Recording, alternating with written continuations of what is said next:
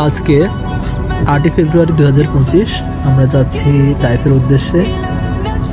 আমাদের বাসা থেকে তাইফ 150 কিলোমিটার মতো দূরে। তো আমাদের যেতে সময় মোটামুটি খারাপ লাগবে না, প্রায় 1.5 থেকে 2 ঘন্টার মতো লাগবে। তো সৌদি আরবে যেহেতু আমি নতুন, আমার পাহাড়গুলো খুব সুন্দর লাগছিল। রাস্তার দুই পাশেই পাহাড় ছিল, সামনে পাহাড় ছিল, পিছনে পাহাড় ছিল। আর গাড়ির সামনেতে বসার কারণে আমার দৃশ্যগুলো খুব সুন্দর লাগছিল। আরেকটা জিনিস হচ্ছে এই যে চারকোণ আকৃতির গাছগুলা, এগুলাও আসলে সরাসরি দেখতে অনেক ভালো লাগছিল। আমরা তাইফের উদ্দেশ্যে যাচ্ছি। আজ আমরা উপস্থিত আছি আর তাইফে। তাইফ নবী সাল্লাল্লাহু আলাইহি ইসলামের জীবনের সবচেয়ে বিষাদময় একটি দিন। আবু তালিবের মৃত্যুর সাথে সাথে রাসূল সাল্লাল্লাহু আলাইহি ইসলাম তার নিরাপত্তার ঢালটি হারিয়ে ফেলেন। মক্কার ইসলামী দাওয়াতের কাজ চালিয়ে যাওয়া কঠিন হয়ে পড়ে। এই অবস্থায় তিনি মক্কার বাইরে দাওয়াতের কাজ সম্প্রসারণ করার চেষ্টা করতে লাগলেন। রাসূলুল্লাহ সাল্লাল্লাহু আলাইহি ইসলাম দ্বীনের দাওয়াত পৌঁছে দিতে তায়েফে যান। তার সাথে ছিলেন যায়েদ ইবনে হারিস রাদিয়াল্লাহু তাআলা। রাসূলুল্লাহ সাল্লাল্লাহু আলাইহি ইসলাম তায়েফের নেতৃস্থানীয় গোষ্ঠী আস-সাকিফের নেতাদের সাথে সাক্ষাৎ করলেন।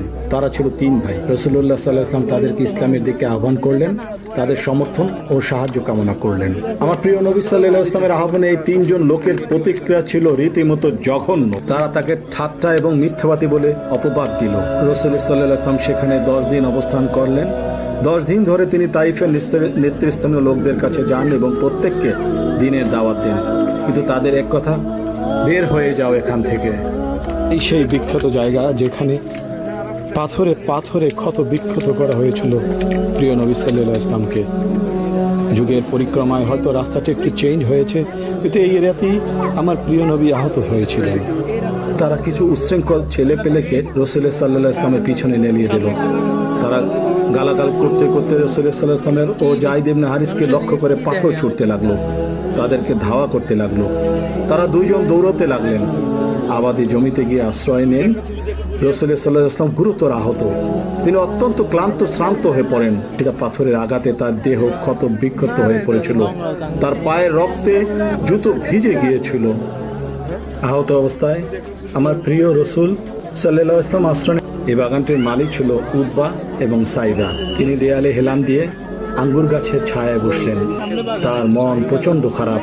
তাইপে তিনি এভাবে প্রত্যাখ্যাত হবেন আশা করেননি। প্রচণ্ড কষ্ট আর মনোবেদনা থেকে তিনি আল্লাহর কাছে হাত তুলে দোয়া করলেন। অত্যন্ত হৃদয়গ্রাহী আর আবেগময় একটি দোয়া, যা মুস্তাদাফিনের দোয়া নামে পরিচিত। আল্লাহ তাআলা এই অবস্থায় রাসূলুল্লাহ সাল্লাল্লাহু আলাইহি ইসলামের জন্য সাহায্য পাঠান। তারা তাদের খ্রিস্টান কৃতদাস আদ্দাসকে আদেশ দিল যেন রাসূলুল্লাহ সাল্লাল্লাহু আলাইহি ইসলামকে কিছু আঙ্গুর খেতে দেয়। এদিকে খ্রিস্টান কৃতদাস আদ্দাস রাসূলুল্লাহ সাল্লাল্লাহু আলাইহি ইসলামের জন্য আঙ্গুর নিয়ে যায়। সেভ করছিল, যিনি সেবা শুশ্রূষা করেছিল, তার বাগান থেকে আঙ্গুর এনে আঙ্গুরের জুস খাওয়াইছেন নবী সাল্লাল্লাহু আলাইহি ওয়াসাল্লামকে। এবং যে ক্ষত স্থানগুলো ছিল নবী সাল্লাল্লাহু আলাইহি ওয়াসাল্লামের, যেখানে পাথরের আঘাত লেগেছিল, পাথরের আঘাত তো বুঝেন, যেখানে বাড়ির পাথর লাগছে সেই জায়গাটা ফেটে গিয়েছিল, রক্তাক্ত হয়ে গিয়েছিল। তো সেই জায়গার মধ্যে এই যেই পাতা লতা দিয়ে রক্ত বন্ধ করা যায় সেগুলো দিয়ে রস দিয়ে নবী সাল্লাল্লাহু আলাইহি ওয়াসাল্লামকে রক্ত বন্ধ করেছিল এবং সেবা শুশ্রূষা করে নবী সাল্লাল্লাহু আলাইহি ওয়াসাল্লামকে এরকম সুস্থ করে তুলেছিল। সুস্থ করার পরে নবীজি সাল্লাল্লাহু আলাইহি ওয়াসাল্লাম তার পরিচয় পেশ করছেন আব্বাসের কাছে, সাথে সাথে কালিমা পড়ে সে মুসলমান হয়ে। যার কারণে তার স্মৃতির কারণে এইখানে একটা মসজিদ বানানো হয়েছে। সেই যুগ যুগ ধরে দেখেন, হাজার বছর আগের মসজিদ, আগে তো খেজুর বানানো হচ্ছিল, পরে এগুলি এখন এটা হলো মসজিদ আব্বাস। তো আমরা এখন এখান থেকেই এই পথ ধরে আমরা পরিবারে যাব। সুধীবৃন্দ, এই মসজিদটির নাম মসজিদে আলী রাদিয়াল্লাহু তাআলা। এক সময় এটি আলী রাদিয়াল্লাহু তাআলার আদালত ছিল বলে কথিত আছে। এর মসজিদের আরও কয়েকটি নাম রয়েছে, যেমন মসজিদে মধুন।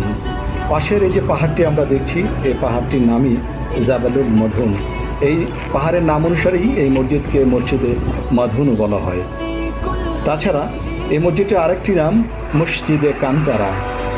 এই মসজিদের সামনে একটি জলাশয় ছিল এবং তারও একটি ব্রিজ ছিল, এবং এই নাম অনুসারেই এই মসজিদটির নাম একসময় মসজিদে কান্তারা ছিল।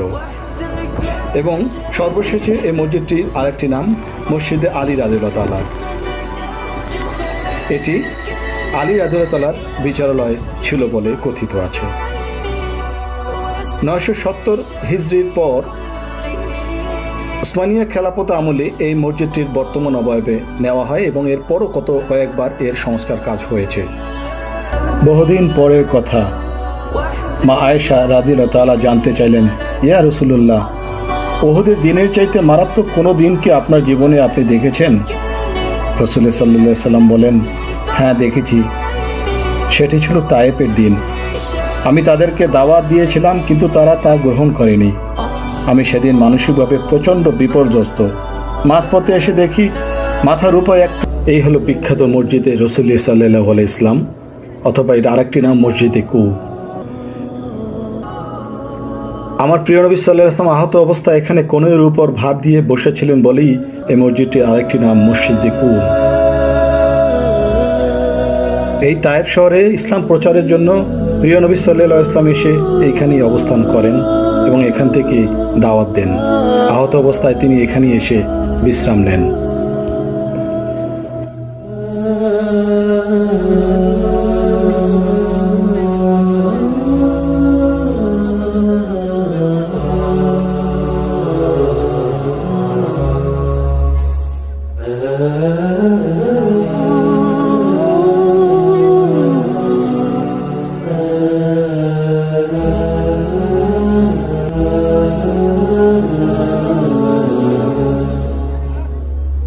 এই যে পাহাড়টি আমরা দেখছি, এই পাহাড়টির নাম জাবলে জুবাইদা। এর উপরেই রয়েছে সেই বহু জনশ্রুত মুজেজার পাথর।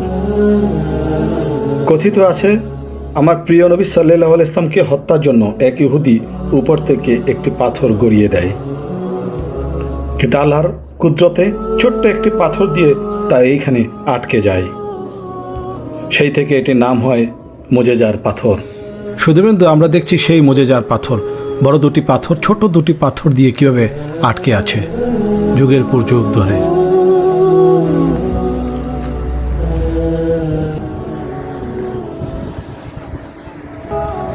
এই সেই জায়গা যেখানে রাসূলুল্লাহ সাল্লাল্লাহু আলাইহি ওয়াসাল্লাম এসে অবস্থান নেন। তিনি ছিলেন আহত। এখন তিনি একটু মর্মস্পর্শী দোয়া করেন। হয়তো সবাই ভাবে এই দোয়ায় সবাইকে হয়তো সে ধ্বংস করার কথা বলবে, কিন্তু না, আমার প্রিয় নবী সাল্লাল্লাহু আলাইহি ওয়াসাল্লাম সৃষ্টি নবী, ধ্বংস নবী নয়। তিনি সেদিন মানবতা রক্ষা করেছিলেন এবং আল্লাহর কাছে দোয়া করেছিলেন। এবং আপনারা শুনুন সেই দোয়াটি। এ আমার আল্লাহ, এ রহমানের রাহিম, আমি তোমাকে ডাকি। আজ না বুঝে তারা যে গুরুতর অপরাধ করছে, এর জন্য দয়া করে তাদের শাস্তি দিও না, তাদেরকে ক্ষমা করো। তারা আজ যে তোমার বাণীকে গ্রহণ করছে না, তার জন্য তাদের কোনো দোষ নাই। সে আমারই দুর্বলতা, আমারই অক্ষমতা। এই দুর্বলতার জন্য তোমার সাহায্য প্রার্থনা করি। হে রহমানের রাহিম, একমাত্র তুমি যে দুর্বলের বল, তুমি অগতির গতি, তুমি ছাড়া আর কোনো সাহায্য নাই, শরণ নাই। হে আল্লাহ, আমার এই সাধনা কি ব্যর্থ হবে? তুমি আমাকে জয়যুক্ত করবে না? তুমি কি আমাকে এমন শত্রুর হাতে সমর্পণ করবে যারা চিরদিনই তোমার হাতে মুখ ফিরাইয়া থাকিবে? তোমার যদি ইচ্ছা হয় তবে তাহাই হোক। একমাত্র তোমার সন্তুষ্টই আমার কাম্য। তুমি সন্তুষ্ট থাকলে কোনো লাঞ্ছনা, কোনো গ্লানি, কোনো আপদ বিপদ, কোনো দুঃখ বেদনাকেই আমি ভয় করি না। তুমিই আমার একমাত্র ভরসা। সুধীবৃন্দ, এই যে ভাঙা ঘরটা দেখছেন, এটাই কথিত বুড়ির বাড়ি। জনশ্রুত আছে উম্মে জামিল নামে এক বুড়ি ছিলেন, যিনি রাসূলুল্লাহ সাল্লাল্লাহু আলাইহি ওয়াসাল্লামের পথে কাঁটা দিয়ে রাখত। তবে এর কোনো দলিল, কোনো হাদিস বা কোরআনে নেই। এমনকি অনেক শাইখের কাছে প্রশ্ন করেও এর কোনো উত্তর পাওয়া যায়নি। যদিও একটা দুর্বল হাদিস আছে এক বুড়ির কথা, তবে সে বুড়ি তায়েফে ছিলেন না, ছিলেন মক্কায়।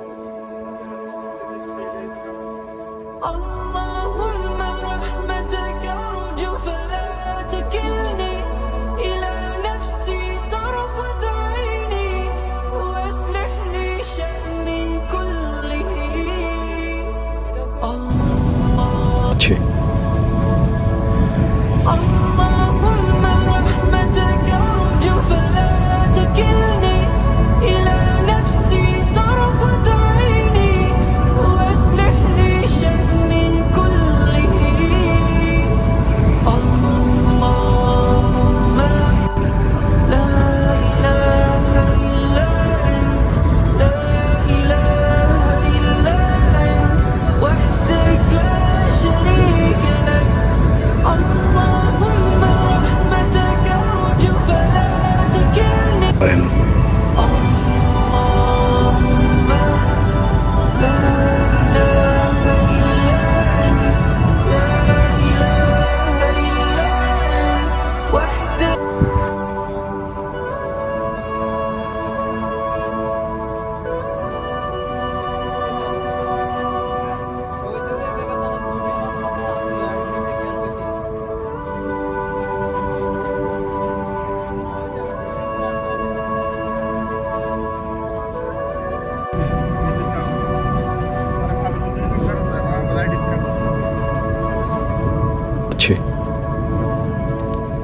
اللهم رحمتك أرجو فلا تكلني إلى نفسي طرفة عيني وأصلح لي شأني كله.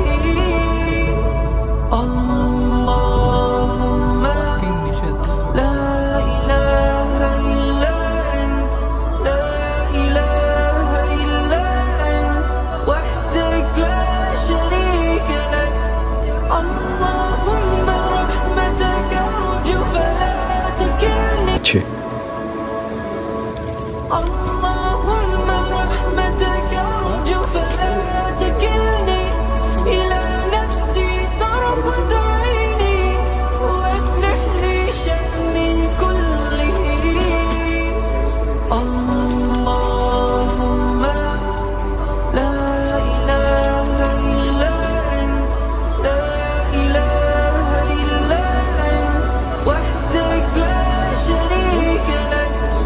اللهم رحمتك أرجو فلا تكلني.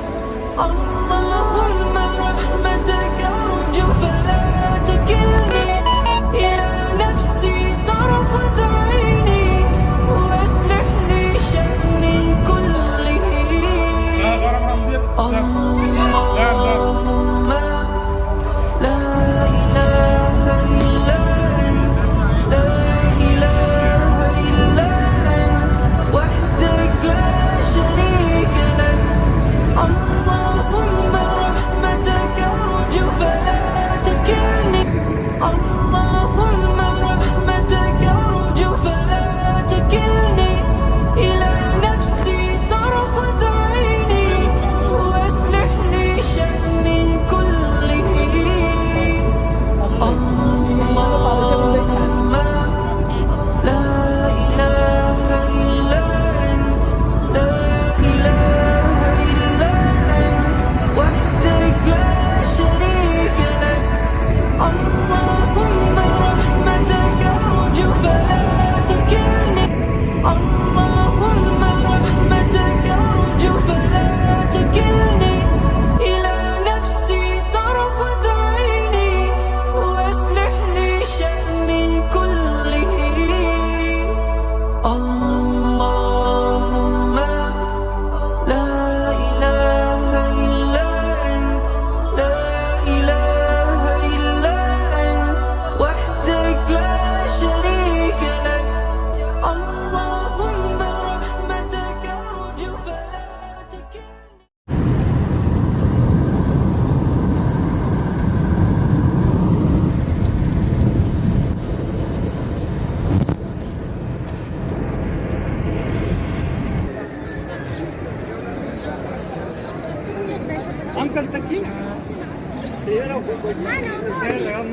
तमाम कुछ ट्रॉलर में बंद कर दो।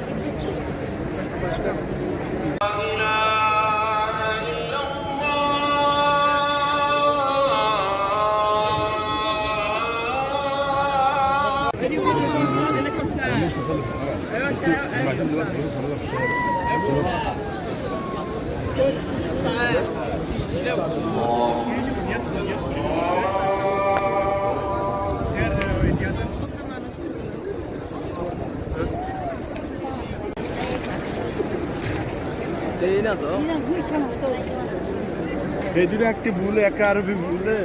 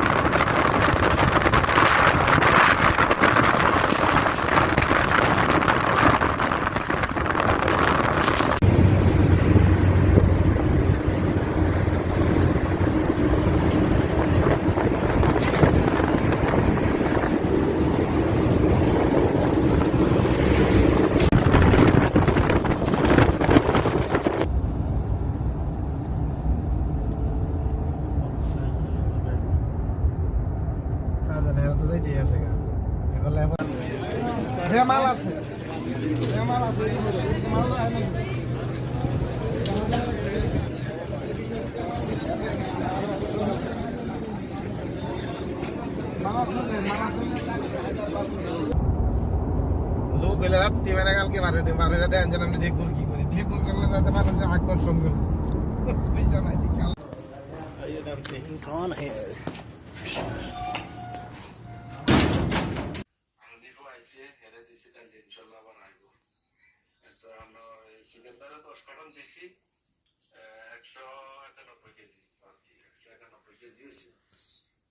ও ভাই বলে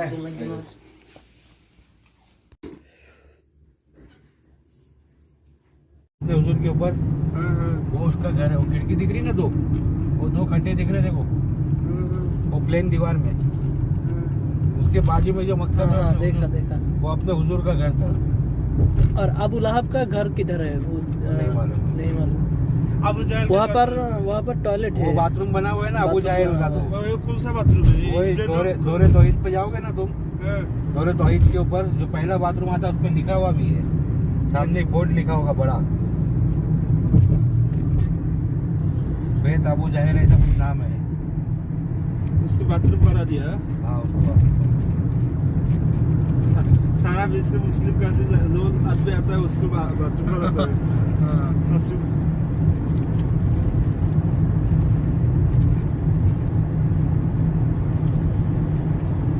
वो दौरे तौहीद के पास है, जहाँ पे लड़कियों को दफनाते थे ना, वो भी दौरे तौहीद पे ही है, वो साइड पे दौरे तौहीद की जो ब्रिज है ना, इसी गोल वाली गाड़ी है घूमती है, जहाँ से यहाँ से ऊपर जाते यहाँ से नीचे उतरते ना, तो जहाँ से नीचे उतरते उधर लेफ्ट साइड में देखोगे ना, राइट साइड में, तो वहाँ पे कब्रिस्तान है वो, जहाँ लड़कियों को दफनाते थे।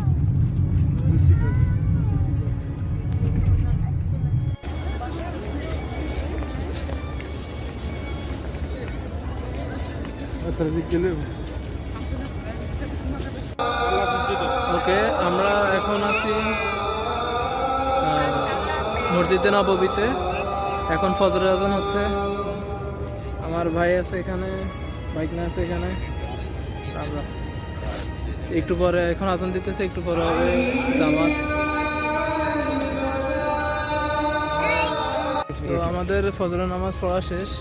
আমরা এখন যাচ্ছি হচ্ছে হযরত মুহাম্মদ সাল্লাল্লাহু আলাইহি সাল্লামের রওজা মোবারক জিয়ারত করতে।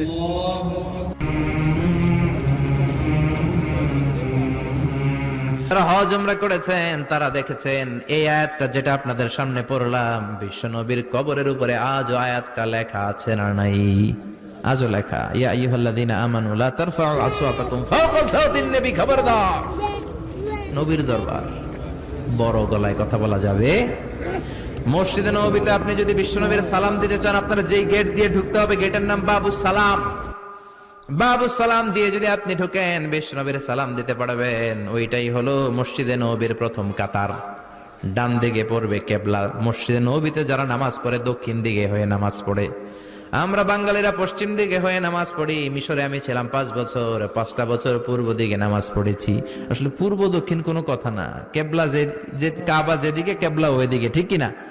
বাংলাদেশ থেকে মক্কা হচ্ছে পশ্চিম দিকে, মদিনা থেকে মক্কা দক্ষিণ দিকে, মিশর থেকে মক্কা মানে কাবা পূর্ব দিকে। এই জন্য তারা পূর্ব দিকে হয়ে নামাজ পড়ে। বুঝতে পেরেছেন? আপনি হাঁটতে শুরু করবেন, বাবুস সালাম দিয়ে ঢুকে প্রথম কাতার, ডান দিকে কেবলা। প্রথমে আপনি পাবেন রাউদাতুম মিন রিয়াদিল জান্নাহ। পুরো মসজিদে নববীর কার্পেটের কালার লাল, কিন্তু রাউদাতুম মিন রিয়াদিল জান্নাহর কার্পেটের কালার হলো সাদা। ছোট্ট একটু জায়গা। বিশ্বনবী বলতেন, মা বাইনা মিম্বারি ওয়া বাইতি রাউদাতুম মিন রিয়াদিল জান্নাহ। আমি যেই মিম্বারে দাঁড়িয়ে জুমার খুতবা দেই, এটা থেকে আমার ঘর পর্যন্ত সামনের মাঝখানের জায়গাটা দুনিয়ার বুকে জান্নাতের টুকরা। এখানে নামাজ পড়ার জন্য খালি ধাক্কা ধাক্কি। আমি রাত 12টায় মদিনায় পৌঁছলাম, ঢুকলাম, ঢুকে ভাবলাম আগে রাউদাতুম মিন রিয়াদিল জান্নাতে 2 রাকাত সালাত পড়ি। 50-60 জন করে ঢুকায়, লাইনে দাঁড়ালাম, ঢুকলাম। ভাগ্য ভালো, এমন একটা জায়গা পেয়েছি লেখা মাকান তাহাজ্জুদি রাসূলিল্লাহ, মানে এই জায়গায় রাসূল তাহাজ্জুদের নামাজ পড়তেন। আল্লাহর শুকরিয়া আদায় করে 2 রাকাত সালাত পড়ে আবার প্রথম কাতারে ঢুকে গেলাম। এবার বিশ্বনবীর সালাম দেওয়ার পালা। হাঁটতে লাগলাম সবার সাথে। রাউদাতুম মিন রিয়াদিল জান্নার পরে ছোট্ট একটা জায়গা, এই জায়গায় সাইয়েদনা ঈসা আলাইহিস সালাম দুনিয়াতে আসার পরে, দাজ্জালকে হত্যা করার পরে 40 বছর দুনিয়াতে থাকার পর যখন ইন্তেকাল করবেন, বিশ্বনবীর বাম হাতের এই পাশের জায়গাটাতে ওনার সেখানে কবর দেয়া হবে। সুবহানাল্লাহ, ছোট্ট একটু জায়গা, কবর দেয়া হবে সেখানে। হাঁটতে লাগলাম, এরপরে বিশ্বনবীর কবর, লেখা মুহাম্মদ রাসূলুল্লাহ সাল্লাল্লাহু, যেই নবীর কথা ছোটবেলা থেকে এতদিন পড়লাম, যেই নবীর হাদিসগুলো শিখলাম, যেই নবীর জন্য আমরা দেহের তাজা রক্তটুকু বিলিয়ে দিতে পারি কি পারি না, ওই নবী নাকি এই জায়গায় শোয়া। কোন উম্মত এই কথাটা চিন্তা করে ধৈর্য ধারণ করতে পারে? নিজেকে সামলে রাখতে পারে না, বুক ফেটে কান্না আসে, চিৎকার দিয়ে নবীরা ডাকতে মনে চায়, কিন্তু ডাকা যাবে না, কারণ লেখা লা তারফাউ আসওয়াতাকুম ফাওকা সাউতিন নবী, খবরদার এটা নবীর দরবার। নবীর দরবারে উঁচু গলায় বড় গলায় কোনো চিল্লা ফাল্লা বা আওয়াজ করা যাবে? দাঁড় দাঁড় করে মানুষ চোখের পানি ছাড়ে, চিৎকার করে কাঁদতে পারে না। বিশ্বনবীরে চিৎকার করে ডাকতে মন চায়, ডাক দিতে পারে না, চোখের পানি ছাড়ে, আর বিশ্বনবীর সালাম দেয়, সামনের দিকে হাঁটে। বিশ্বনবীর কবরের পরে সাইয়েদনা আবু বকরের কবর, তারপরে সাইয়েদনা ওমরের কবর, তারপরে যেই দরজা দিয়ে বের হবেন দরজাটার নাম হলো বাবুল বাকিয়া। এই দরজা দিয়ে বের হলেই সামনে মাকবারাতুল বাকি, বিশ্বনবীর পারিবারিক কবরস্থান। চিল্লায় বলেন আল্লাহু আকবার। এজন্য লা তারফাউ আসওয়াতাকুম ফাওকা সাউতিন নবী, খবরদার নবীর কণ্ঠের চাইতে যাতে তোমাদের কণ্ঠ বড় না হয়। নবীর দরবারে বেয়াদবের মতো উঁচু গলায় কথা বললে আমলগুলো বাতিল করে কে? এরপরে আল্লাহ বললেন, ও ঈমানদারেরা শোনো শোনো, ইন্নাল্লাযীনা ইউনাদুনাকা মিন ওয়ারাইল হুজুরাতি আকসারুহুম লা ইয়াকিলুন, যারা বিশ্বনবীর হুজরাখানার বাইরে থেকে বেয়াদবের মতো নবীর ডাকে, ওরা বেয়াক্কেল। ওরা কি? আকসারুহুম লা ইয়াকিলুন, মুখ মাফি, আকল নাই। বনু তামিম গোত্রের লোকেরা ছিল বেদুইন, সভ্যতা শিক্ষা সংস্কৃতি কোনো কিছুর টাচ পায় নাই। আইসাই ডাকতে শুরু করছে, ইয়া মুহাম্মদ, ইয়া মুহাম্মদ উখরুজ ইলাইনা, ও মুহাম্মদ বাড়ি আসো নাকি, বেরো বেরো, ও মুহাম্মদ বেরো, এটা আপনার বন্ধুর বাড়ি না, এটা আপনার দোস্তের বাড়ি না, এটা আপনার বেয়াইয়ের বাড়ি না, এটা আপনার কলিগের বাড়ি না, এটা হলো বিশ্ব নবীর বাড়ি। ঠিক কি না? একটু আদবের দরকার আছে না নাই? আল্লাহ বললেন আকসারুহুম লা ইয়াকিলুন, এগুলার আকল নাই, বেয়াক্কেল। লা ইয়াকিলুন মানে কি? আকল নাই মানে কি? বেয়াক্কেল। ওয়ালাউ আন্নাহুম সাবারু, ওরা যদি ধৈর্য ধরতো, হাত্তা তাখরুজা ইলাইহিম, যতক্ষণ না আপনি বের না হন, যদি একটু ধৈর্যের সাথে বসতো, লাকানা খায়রাল লাহুম, এটাই তাদের জন্য ভালো হতো। ঠিক কি না? কারো বাসায় গেলে একটু ধৈর্যের সাথে বসবেন, আনটিল হি কামস আউট, যতক্ষণ না সে না বেরোয়। হুট করে ঢুকবেন না, অনুমতি নিবেন, 3টা সালাম দিবেন, পারমিশন চাইবেন, যদি পারমিশন দেয়া হয় ঢুকবেন, না হলে চলে যাবেন। এটাই ইসলামের আইন। খবরদার ঘরের চিপাচাপা দিয়ে উকি ঝুঁকি দিবেন। কেউ যদি ঘরের ছিদ্র দিয়ে উকি দেয়, বিশ্বনবী বলেছেন কাঠি দিয়ে খোসা মেরা চোখ কানা করে দাও। এই কানা করে দিলে কোনো বিচার নাই। ঠিক কিনা? ঠিক কিনা? এটাকেই বলে প্রাইভেসি ইন ইসলাম। ইসলাম একটা প্রাইভেসি আছে না নাই? প্রত্যেকের একটা নিজস্ব গণ্ডি আছে। খবরদার কারো ঘরে গেলে আগে অনুমতি নিয়ে ঢুকবেন। আবার বিশ্বনবী বলেছেন ঘরের সোজাসুজি হয়ে দাঁড়াবেন না, হয়তো ডান দিকে হয়ে দাঁড়াবেন কিংবা বাম দিকে হয়ে দাঁড়াবেন। হঠাৎ করে কোনো বেগানা নারী যদি দরজা খোলে, আপনার চোখের সাথে তার চোখ পড়তে পারে। ঠিক কিনা? কিন্তু ডান দিকে কিংবা বাম দিকে যদি হয়ে দাঁড়ান, তার চেহারার সাথে আপনার চেহারা মুখোমুখি হওয়ার কোনো ধরনের সম্ভাবনা, সংঘর্ষ হওয়ার সুযোগই নেই। চিল্লা এখন ঠিক কিনা? এজন্য খবরদার, মহিলা দরজা খুললে না তাকিয়ে কথা বলবেন। খবরদার নারীদেরকে ফোনে পাইলেও লম্বা কথা বলবেন না। যাদের কানে, যেই মায়েদের কানে আমার আওয়াজ যায়, স্বামীর ফোন যদি বাজে আপনার ধরার দরকার নাই, স্বামীর হাতে দিবেন, এটাই সুন্নাত। অনেক মহিলা ধরে, আপনার স্বামী কোথায়? আমার স্বামী গোসলখানায় গেছে গোসল করতে। এরপরে জিজ্ঞেস করে, ভাবি আপনি কেমন আছেন? ভালো আছি। আপনি কোন কলেজে পড়ছেন? কই কলেজে? আর আমার কলেজ তো পাশের কলেজ। এই যে কথার নাম লতা, কথার পিঠে কথা আছে না নাই? আছে না নাই? এখান থেকেই পরকীয়ার শুরু। ঠিক কিনা? এজন্য খবরদার, নারীরা যদি জরুরি কাজে স্বামীর ফোন, ভাইয়ের ফোন রিসিভ করেন, যদি কেউ জিজ্ঞেস করে ভাই কোথায়, ভাই ঘরে নাই, কাট, সাথে সাথে মোবাইল কাট করবেন। এরপরে লম্বা কোনো কথা বলা যাবে, কারণ দুইজনে যদি একা একা কথা বলেন, এই কথোপকথনের মাঝখানে শয়তান বাবু আছে না নাই? এজন্য খবরদার, কারো ঘরে গেলে অনুমতি নিয়ে যাবেন। ইয়া আইয়ুহাল্লাযীনা আমানু লা তাদখুলু বুয়ুতান গায়রা বুয়ুতিকুম হাত্তা তাস্তাআনিসু ওয়া তুসাল্লিমু আলা আহলিহা। কারো ঘরে যদি যাও, অনুমতি নাও, তারে 3 বার সালাম দাও। ভাইয়ের ঘরে ঢুকবেন, অনুমতি নিয়ে ঢুকবেন, খেয়াল থাকবে? থাকবে? যারা বলেন নাই তাদের তো খেয়াল থাকবে না? না খেয়াল থাকবে সবার? এক সাহাবী বললেন, ইয়া রাসূলুল্লাহ, এই দুনিয়ায় মা ছাড়া আমার কেউ নাই। আমার বাড়িতে 2টা রুম, এক রুমে থাকি আমি আর এক রুমে থাকে আমার মা। আস্তাযিনু আলা উম্মি, আমি কি আমার মার ঘরে অনুমতি নিয়ে যাব নাকি? বিশ্বনবী বললেন, না তুহিব্বু আন তারাহা উরিয়ানা, তুমি কি তোমার মাকে নেকেড অবস্থায় দেখতে চাও নাকি? তুমি কি তোমার মারে উলঙ্গিনী হিসেবে দেখতে চাও নাকি? সাহাবী বললেন, কখনোই না। বিশ্বনবী বললেন, ইদান তাস্তাযিন মিনহা, তাহলে তোমার মায়ের ঘরে ঢোকার সময় অনুমতি নিবা। মায়ের ঘরে যদি অনুমতি নিয়ে পারমিশন নিয়ে ঢোকা লাগে, অন্যের ঘরে, ভাইয়ের ঘরে, বোনের ঘরে, হেডমাস্টার ওনার ঘরে, শিক্ষকের ঘরে, বেয়ায়ের ঘরে, খবরদার! এগুলো আমাদের সমাজটাকে শেষ করে দিয়েছে।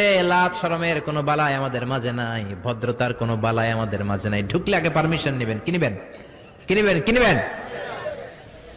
পারমিশন নিয়ে ঢুকবেন। কারণ আপনার মা এমন অবস্থায় থাকতে পারে, হয়তো পাতলা পোশাক পরে শুয়ে আছে, বিশ্রামের সময় কাপড় চোপড় অল্প নিয়ে শুয়ে আছে, ওই অবস্থা উনি আপনার সাথে দেখা করতে চান না।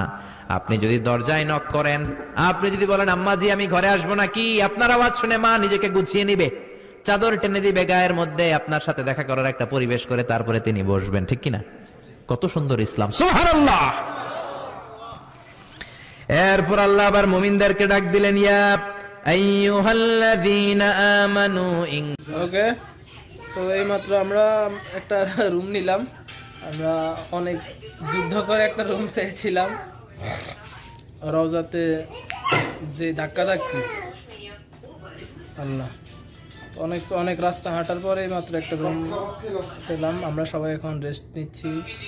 দুপুরের খাওয়ার পর আমরা একটা ঘুম দিয়েছিলাম, বেশি না, 3 ঘন্টার মতো ঘুমাইছিলাম না। এখন আমরা বের হয়েছি কিছু শুকনো খাবারের জন্য।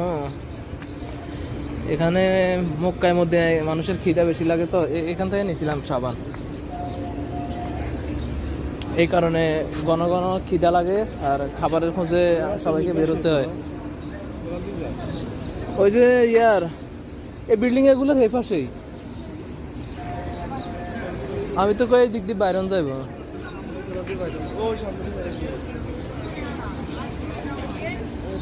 জাকুম ফাসিকুম বিনাবাইন ফাতাবায়ানু, ও ইমানদাররা শোনো, কোন মিথ্যাবাদী যদি কোনো খবর নিয়ে আসে, হুট করে বিশ্বাস করো না।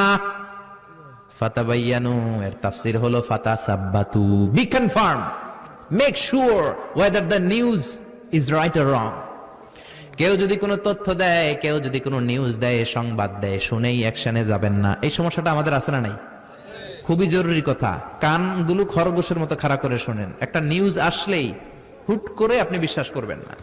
অনেকে নিউজ একটা পাইলেই ফেসবুকে শেয়ার মারে, এরকম আছে না নাই? আসলে আদৌ নিউজটার সত্যতা আছে কিনা জানে না, উনি শেয়ার করার কারণে আরো 10 বন্ধু শেয়ার, আরো লক্ষ মানুষ শেয়ার, গোটা বাংলাদেশ হয়ে গেছে আসলে কথাটা মিথ্যা। এরকম হয় না? হয় না? হয় না?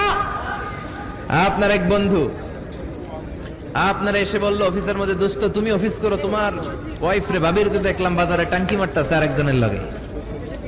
আপনি রেগে গেলেন, অফিস শেষে ঘরে ঢুকলেন, কথা নাই, বিবির চুল ধরে কিলাকিলি শুরু করলেন। হয়তো এই কিলাকিলির কারণে ঘরটা ভেঙে যাবে, ঠিক কিনা? হতে পারে আপনার বন্ধু যারে দেখছে সে আপনার বিবি নয়, হতে পারে আপনার বন্ধু যারে দেখেছে সে আপনার বউ নয়, অথবা আপনার বন্ধু বানিয়ে বানিয়ে মিথ্যা বলেছে। এই কথাটা বিশ্বাস করার কারণে সংসার ভেঙে যেতে পারে কি পারে না? এজন্য শুনেই, কোনো কথা শুনেই কি আর অ্যাকশনে যাবেন? আজকে থেকে কি করবেন? যাচাই করবেন। You have to justify, you have to verify the report whether it's correct or wrong. Hasan মিসা যাচাই করবেন। খবরদার, যাচাই না করে 100% কনফার্ম না হয়ে অ্যাকশনে যাবেন না। অ্যাকশনে গেলে ভেজাল আছে না নাই? You have to verify the report. সমাজে অনেক ধরনের রুমর ছড়ায় দেখবেন, গুজব আছে না নাই? কিছু গুজব, স্ক্যান্ডাল আছে না নাই? নায়ক নায়িকাদের স্ক্যান্ডাল আছে না নাই? ক্রিকেটারদের স্ক্যান্ডাল আছে না নাই? এমপি মন্ত্রীদের স্ক্যান্ডাল আছে না নাই? পাইয়াই শেয়ার মারছে, ওর কিছু হয় নাই, যিনি শেয়ার মেরেছে সে তার গুনার পাল্লাটা ভারী করেছে, ঠিক কিনা? এজন্য ইয়া আইয়ুহাল্লাযীনা আমানু ইন জাআকুম ফাসিকুম বিনাবাইন ফাতাবায়ানু, কোন ফাসিক যদি তথ্য নিয়ে আসে তথ্যটা সঠিক কিনা যাচাই করে নাও। করবেন তো আজকে থেকে? করবেন। এই আয়াতের একটা ব্যাকগ্রাউন্ড আছে। বিশ্বনবী বনুল মুস্তালাকের যুদ্ধে জয়লাভ করলেন।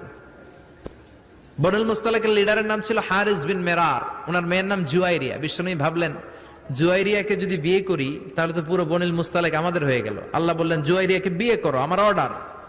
বিশ্বনবী বিয়ে করলেন। বিশ্বনবী বিয়ে করার সাথে সাথে শত্রুপক্ষ হয়ে গেল এখন শ্বশুর বাড়ি, শত্রুপক্ষ হয়ে গেল মিত্র, ঠিক কিনা? এবার বনুল মুস্তালাকের সবাই বলে হায় হায়, এতদিন মুহাম্মদের লগে কোবাকুবি করলাম, এখন তো সম্পর্কে মুহাম্মদ হয়ে গেল আমাদের বেয়াই। কি হয়েছে? আর কোপাকুবির দরকার নাই, সবাই পড়লা ইলাহা ইল্লাল্লাহু মুহাম্মাদুর রাসূলুল্লাহ। বনুল মুস্তালাকের সব মুসলমান সুবহানাল্লাহ পড়েন। হজরত মোহাম্মদ সাল্লাল্লাহু আলাইহি সাল্লাম কর্তৃক প্রতিষ্ঠিত মসজিদ, যা বর্তমান সৌদি আরবের মদিনা অবস্থিত। গুরুত্বের দিক থেকে মসজিদুল হারামের পর মসজিদে নববীর স্থান। হজরত মোহাম্মদ সাল্লাল্লাহু আলাইহি সাল্লাম হিজরত করে মদিনায় আসার পর এই মসজিদ নির্মিত হয়। হজরত মোহাম্মদ সাল্লাল্লাহু আলাইহি সাল্লামের বাসগৃহের পাশে এই মসজিদ নির্মিত হয়েছিল। তিনি নিজে ব্যক্তিগতভাবে মসজিদ নির্মাণ কাজে অংশ নিয়েছিলেন। সে সময় মসজিদ সম্মিলন স্থান, আদালত ও মাদ্রাসা হিসেবে ভূমিকা পালন করেছে। পরবর্তীকালে মুসলিম শাসকরা মসজিদ সম্প্রসারণ ও সৌন্দর্যবর্ধন করেছেন। 1909 খ্রিস্টাব্দে আরব উপদ্বীপের মধ্যে এখানে সর্বপ্রথম বৈদ্যুতিক বাতি জ্বালানো হয়। মসজিদ আজকে সারাদিন আমরা মসজিদে নববীতে ছিলাম। মসজিদে নববীতে আমাদের ফজর হয়েছে, জোহর আসরের সময় বৃষ্টি ছিল, ওইটা আমরা আমাদের রুমে পড়ে নিয়েছি। এরপর আমরা আসর আর মাগরিব আর এশা শেষ করলাম। শেষ করার পর এখন আমরা বসে আছি। আমাদের সাথে আমার বোন রওজা জিয়ারত করতে গেছে, আর গত 3 দিন এর জিয়ারত করা সময় হয় নাই, তো সে আজকে গেছে জিয়ারত করতে। তো সে জিয়ারত করতে গেছে, এটা সময় লাগবে। এখন বাজছে 8:57, 2 ঘন্টা থেকে 2.5 ঘন্টার মতো লাগতে পারে। এই আজকে এ পর্যন্তই। আবার আগামীকালকে জুমাবারে বাকি অংশ দেখা যাবে। মসজিদ খাদেমুল হারামাইন শরীফাইন নিয়ন্ত্রণে থাকে। মসজিদ ঐতিহ্যগতভাবে মদিনার কেন্দ্রস্থলে অবস্থিত। মসজিদে নববীর অন্যতম গুরুত্বপূর্ণ ধর্মীয় স্থান বিধায় হজের সময় আগত হাজিরা হজের আগে বা পরে মদিনা অবস্থান করেন। উমাইয়া খলিফা প্রথম আল ওয়ালিদের শাসনামলে সম্প্রসারণের সময় হজরত মুহাম্মদ সাল্লাল্লাহু আলাইহি সাল্লাম এবং প্রথম 2 খুলাফায়ে রাশিদিন হজরত আবু বকর রাদিয়াল্লাহু তাআলা আনহু ও হজরত উমর রাদিয়াল্লাহু তাআলা আনহু এর সমাধি মসজিদের অংশ হয়। মসজিদের দক্ষিণ পূর্বে অবস্থিত সবুজ গম্বুজ একটি স্থাপনা। এটি হজরত আয়েশা রাদিয়াল্লাহু তাআলা এর বাড়ি ছিল। এখানে হজরত মুহাম্মদ সাল্লাল্লাহু আলাইহি সাল্লাম এবং তার পরবর্তী শাসক 2 জনের সমাধি রয়েছে। 1279 খ্রিস্টাব্দে কবরের উপর একটি কাঠের গম্বুজ নির্মিত হয়। এটি পরবর্তীতে 1500 শতাব্দীতে কয়েকবার এবং 1817 খ্রিস্টাব্দে একবার পুনর্নির্মিত ও সৌন্দর্যবর্ধিত করা হয়। বর্তমান গম্বুজটি 1817 খ্রিস্টাব্দে উসমানী সুলতান দ্বিতীয় মাহমুদ কর্তৃক নির্মিত হয় এবং 1837 খ্রিস্টাব্দে প্রথম সবুজ রং করা হয়, ফলে এর নাম সবুজ গম্বুজ হয়েছে। হজরত মুহাম্মদ সাল্লাল্লাহু আলাইহি সাল্লাম ও রাশিদুন খিলাফত হিজরতের পর হজরত মুহাম্মদ সাল্লাল্লাহু আলাইহি সাল্লাম এই মসজিদ নির্মাণ করেন। তিনি একটি উটে চড়ে মসজিদের স্থানে আসেন। এই স্থানটি 2 জন বালকের মালিকানা ছিল। তারা মসজিদের জন্য জায়গাটি বিনামূল্যে উপহার দিতে চাইলেও হজরত মুহাম্মদ সাল্লাল্লাহু আলাইহি সাল্লাম স্থানটি কিনে নেন। এরপর এখানে মসজিদ নির্মিত হয়। এর আকার ছিল 30.5 মিটার অর্থাৎ 100 ফুট বাই 35.6 মিটার অর্থাৎ 116.9 ফুট। খেজুর গাছের খুঁটি দিয়ে ছাদের কাঠামো ধরে রাখা হয়। ছাদে খেজুর পাতা ও কাদার আস্তর দেওয়া হয়। এর উচ্চতা ছিল 3.60 মিটার বা 11.8 ফুট। এর 3টি দরজা ছিল। দক্ষিণে বাব আল রহমত, পশ্চিম দিকে বাব আল জিবরিল আলাইহিস সালাম এবং পূর্ব দিকে বাব আল নিসা। খাইবার যুদ্ধের পর মসজিদ সম্প্রসারণ করা হয়। এটি প্রত্যেক দিক থেকে 47.2 মিটার অর্থাৎ 155.2 ফুট বৃদ্ধি পায় এবং পশ্চিম দেয়ালের পাশে 3 সারি খুঁটি নির্মিত হয়। প্রথম রাশিদুন খিলাফত হজরত আবু বকর রাদিয়াল্লাহু তাআলা আনহুর শাসনামলে মসজিদের আকার অপরিবর্তিত ছিল। দ্বিতীয় খলিফা হজরত উমর রাদিয়াল্লাহু তাআলা আনহুর মসজিদের আশেপাশে হজরত মুহাম্মদ সাল্লাল্লাহু আলাইহি সাল্লামের স্ত্রীদের বাড়িগুলো ছাড়া বাকিগুলো ভেঙে সম্প্রসারণের ব্যবস্থা করেন। নতুন অবস্থায় মসজিদের আকার দাঁড়ায় 49 মিটার বা 188 ফুট বাই 64.14 মিটার বা 217.0 ফুট। দেয়াল নির্মাণে মাটির ইট ব্যবহার করা হয়। মেঝেতে পাথর বিছানোর পাশাপাশি ছাদের উচ্চতা বৃদ্ধি করে 5.6 মিটার অর্থাৎ 18 ফুট করা হয়। এছাড়াও হজরত উমর রাদিয়াল্লাহু তাআলা আনহু আরও 3টি দরজা সংযুক্ত করেন। তৃতীয় খলিফা হজরত ওসমান রাদিয়াল্লাহু তাআলা আনহু নতুন করে মসজিদ নির্মাণ করেন। এই কাজে 10 মাস সময় লাগে। নতুন মসজিদের আকার দাঁড়ায় 81.40 মিটার অর্থাৎ 267.1 ফুট বাই 62.58 মিটার অর্থাৎ 205.3 ফুট। দরজার সংখ্যা ও নাম অপরিবর্তিত তা রাখা হয়। পাথরের দেয়াল নির্মিত হয় এবং খেজুর গাছের খুঁটির বদলে লোহা দ্বারা সংযুক্ত পাথরের খুঁটি যুক্ত করা হয়। ছাদ নির্মাণের জন্য সেগুন কাঠ ব্যবহার করা হয়। উমাইয়া, আব্বাসিয়া ও উসমানীয় যুগ। 707 খ্রিস্টাব্দে উমাইয়া খলিফা প্রথম আল ওয়ালিদ মসজিদ সম্প্রসারণ করেন। এই কাজে 3 বছর সময় লেগেছিল। মসজিদের জন্য কাঁচামাল বাইজেন্টাইন সাম্রাজ্য থেকে সংগ্রহ করা হয়।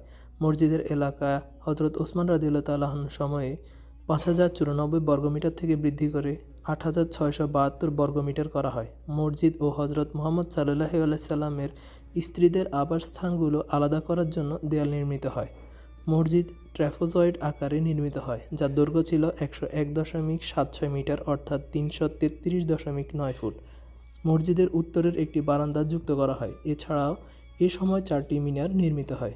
আব্বাসীয় খিলাফা আল মুজাহিদ উত্তর দিকে মসজিদে 50 মিটার অর্থাৎ 160 ফুট সম্প্রসারণ করেন। মসজিদের দেয়ালে তার নাম উৎকীর্ণ করা হয়। ইবনে কুতাইবার বিবরণ অনুযায়ী খলিফা আল মামুন এতে কাজ করেছেন। আল মুতাওয়াক্কিল হজরত মুহাম্মদ সাল্লাল্লাহু আলাইহি সাল্লামের সমাধির বাইরে মার্বেল পাথর ব্যবহার করেন। আল আশরাফ কানুসহ আল গাউরি 1476 খ্রিস্টাব্দে তার সমাধির উপর পাথরের গম্বুজ নির্মাণ করেন। হজরত মুহাম্মদ সাল্লাল্লাহু আলাইহি সাল্লামের সমাধি মসজিদের দক্ষিণ পূর্বে অবস্থিত। এটি গম্বুজের নিচে অবস্থিত, যা 1817 খ্রিস্টাব্দে সুলতান দ্বিতীয় মাহমুদের শাসনামলে নির্মিত হয়। 1837 খ্রিস্টাব্দে গম্বুজে সবুজ রং করা হয় এবং এরপর থেকে এর নাম সবুজ গম্বুজ হয়। সুলতান প্রথম আব্দুল মজিদ 1849 খ্রিস্টাব্দে মসজিদ পুনর্নির্মাণ করেন। এতে মোট 13 বছর লেগেছিল। মূল উপকরণ হিসাবে লাল পাথরের ইট ব্যবহার করা হয়। মেঝেতে 1293 বর্গমিটার বৃদ্ধি করা হয়। দেয়ালে ক্যালিগ্রাফিক শৈলীতে কোরআনের আয়াত উৎকীর্ণ করা হয়। মসজিদের উত্তরে কোরআন শিক্ষার জন্য মাদ্রাসা নির্মিত হয়। সৌদি যুগ। আব্দুল আজিজ ইবনে সৌদি মদিনা অধিকার করে নেওয়ার পর অনৈসলামিক কর্মকাণ্ড বন্ধের জন্য মদিনার বিভিন্ন সমাধিগুলোকে ধ্বংস করে দেওয়া হয়, তবে সবুজ গম্বুজটিকে অরক্ষিত রাখা হয়। 1932 খ্রিস্টাব্দে সৌদি আরব প্রতিষ্ঠার পর মসজিদে কয়েক দফা সংস্কার করা হয়। 1951 খ্রিস্টাব্দে ইবনে সৌদ মসজিদের পূর্ব ও পশ্চিম দিকে নামাজের স্থান বাড়ানোর জন্য স্থাপনাগুলোকে ভেঙে ফেলার আদেশ দেন। এ সময় কৌণিক আশ্চর্যযুক্ত কংক্রিটের স্তম্ভ স্থাপন করা হয়। বাব আল রহমত গেটের উপরে থাকা রহমা মিনার ভেঙে ফেলা হয়। পুরনো স্তম্ভগুলো কংক্রিট ও শীর্ষে তামা দ্বারা মজবুত করা হয়। সুলাইমানিয়া ও মাজিদিয়া মিনার দুটি মামলুক স্থাপত্যের আদলে প্রতিস্থাপন করা হয়। উত্তর পূর্বে দুইটি, উত্তর পশ্চিমে দুইটি মাজিদিয়া মিনার বরাবর পেছনে একটি ও সুলাইমানিয়া মিনার বরাবর পেছনে একটি করে মোট 6টি অতিরিক্ত মিনার যুক্ত করা হয়। ঐতিহাসিক মূল্যের কোরআন ও অন্যান্য ধর্মীয় গ্রন্থ রাখার জন্য পশ্চিমে একটি গ্রন্থাগার স্থাপন করা হয়। 1974 খ্রিস্টাব্দে ফয়সাল বিন আব্দুল আজিজ মসজিদের অংশ হিসেবে 40,440 বর্গমিটার যুক্ত করেন। 1985 খ্রিস্টাব্দে ফাহাদ বিন আব্দুল আজিজ শাসনামলে মসজিদ আরও সম্প্রসারিত হয়। 1992 খ্রিস্টাব্দে এর নির্মাণ সমাপ্ত হওয়ার পর মসজিদের আয়তন দাঁড়ায় 1.7 মিলিয়ন বর্গফুট। 6 বিলিয়ন মার্কিন ডলারের সম্প্রসারণ কাজটি 2012 সেপ্টেম্বরে ঘোষণা করা হয়। আরটি কর্তৃক পরিবেশিত সংবাদ অনুযায়ী এই সম্প্রসারণ সমাপ্ত হওয়ার পর এতে 1.6 মিলিয়ন মুসল্লি ধারণ করা সম্ভব হবে, অর্থাৎ 16 লক্ষ মুসল্লি ধারণ করা সম্ভব হবে। এরপরেও জুমার নামাজের সময় মসজিদের বাইরে বিভিন্ন সুপার শপের নিচে এবং রাস্তায় মুসল্লিদেরকে এখন বসতে হয়।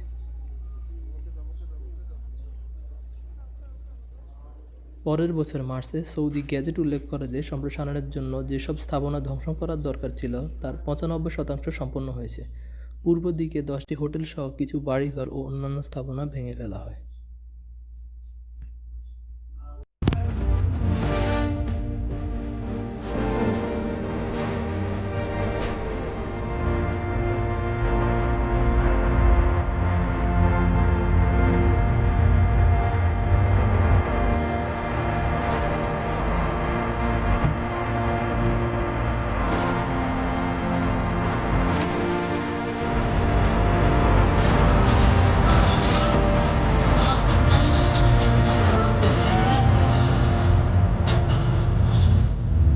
صلاة وسلام عليك يا نبي حبيبي يا محمد صلاة وسلام عليك يا نبي حبيبي يا محمد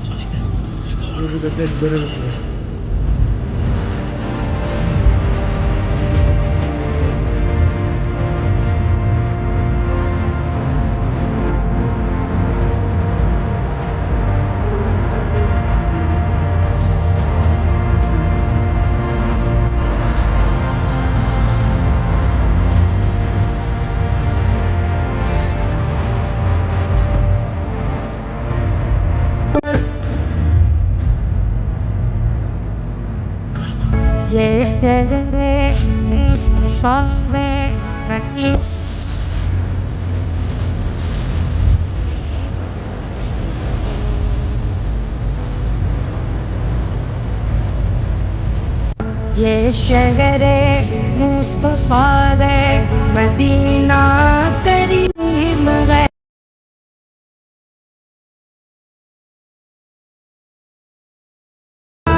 करीम है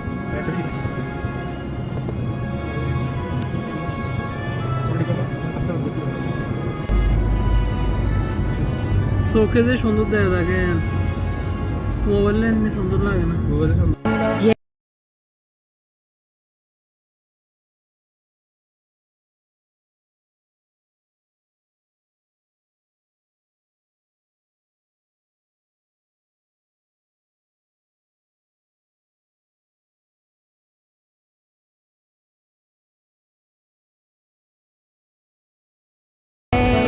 सबको আচ্ছা এটা কোন জায়গা বলতে চাইতেছি না, আর এটা কাদের বাসা তাও বলবো না। আমি এই রুমে আছি এই গত কয়েকদিন ধরে। এখানে বাংলাদেশি আরও আছে, আমি একজন, দুইজন, তিনজন, 4, 5, 6 জন বাঙালি আছে এখানে। তো এ দেখেন রুমটা, ঠিক আছে। এটা হচ্ছে ড্রয়ার, এখানে পানির ইয়ে আছে, এটা ছিল না, এটা ইদানিং আনছে। এখানে ডাস্টবিন, আর এটা হচ্ছে কিচেন, ঠিক আছে। যদি এখানে 6 জন থাকে, 12 ঘন্টা ডিউটি করে 3 জনে, 12 ঘন্টা ডিউটি করে 3 জনে, 6 জন থাকে এখানে।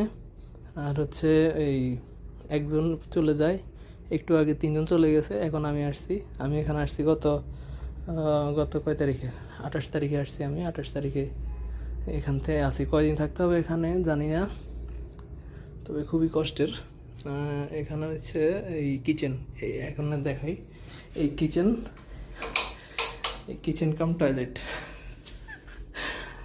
এই যে টয়লেট, তাও আরেকটা জিনিস হচ্ছে টয়লেটটা হচ্ছে এদিকে হচ্ছে ক্যাবলা হচ্ছে এদিকে, তার মানে ক্যাবলার দিকে পিছন করে বসে, ঠিক আছে, টাকা কামায়। আর এদিকে হচ্ছে পূর্ব, কেবলা মক্কা আমাদের হচ্ছে পশ্চিমে, আমার মক্কায় আছে, কেবলা আমাদের পশ্চিমে। তো ওই পশ্চিম দিকে দাঁড়ায় নামাজ পড়ে, আর পূর্ব দিকে দাঁড়ায় বসে হাগে। এটা হচ্ছে বেসিন, এখানে অনেক লটপট আছে। আর দরজা বন্ধ করার সিস্টেম হচ্ছে এই বাস, এবার আগুন, ঠিক আছে। এখানে রান্নার কাজ চলে, এখানে হাগার কাজ চলে, হ্যাঁ। লাইফ প্যারাহীন।